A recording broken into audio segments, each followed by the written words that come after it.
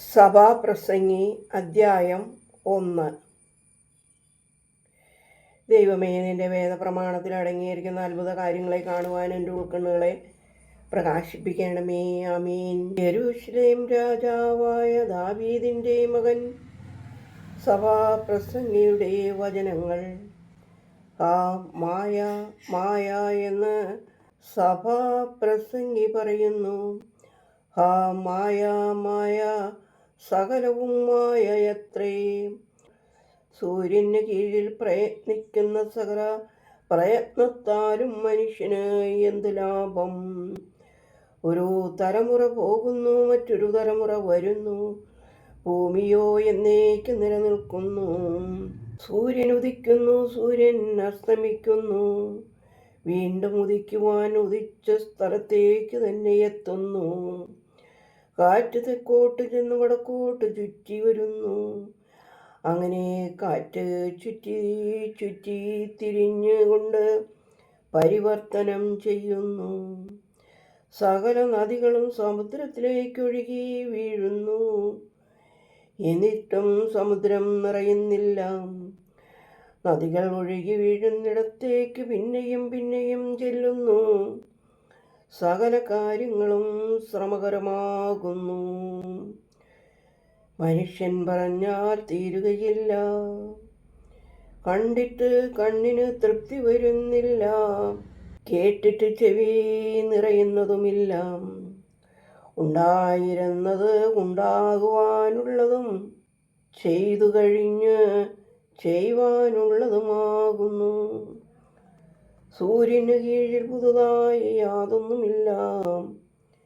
ഇത് പുതിയത് എന്ന് പറയത്തക്കവണ്ണം വല്ലതുമുണ്ടോ?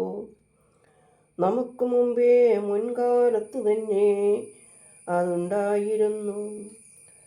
പുരാതന ജനത്തെക്കുറിച്ച് ഓർമ്മയില്ലല്ലോ, വരുവാനുള്ളവരെ കുറിച്ച് പിന്നീട് വരുവാനുള്ളവർക്ക് ഓർമ്മയുണ്ടാകയില്ല.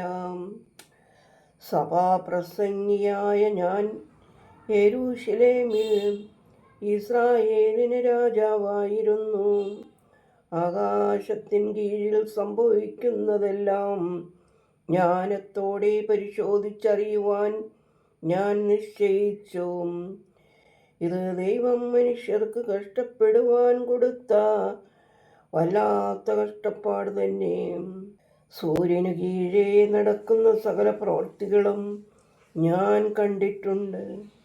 അവയെല്ലാം മായയും മനപ്രയാസവും അത്രേ.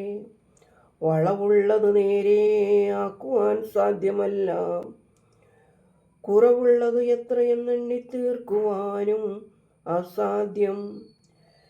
ഞാൻ മനസ്സിലാലോചിച്ചു പറഞ്ഞത്, യെരൂശലേമിൽ എനിക്ക് മുമ്പുണ്ടായിരുന്ന എല്ലാവരെക്കാളും അധികം ജ്ഞാനം ഞാൻ സമ്പാദിച്ചിരിക്കുന്നു. എൻ്റെ ഹൃദയം ജ്ഞാനവും അറിവും ധാരാളം പ്രാപിച്ചിരിക്കുന്നു. ജ്ഞാനം ഗ്രഹിപ്പാനും ഉപമാനങ്ങളും വിജ്ഞാനവും അറിയുവാനും ഞാൻ നിശ്ചയിച്ചു. ഇത് മനപ്രയാസമെന്ന് കണ്ടു.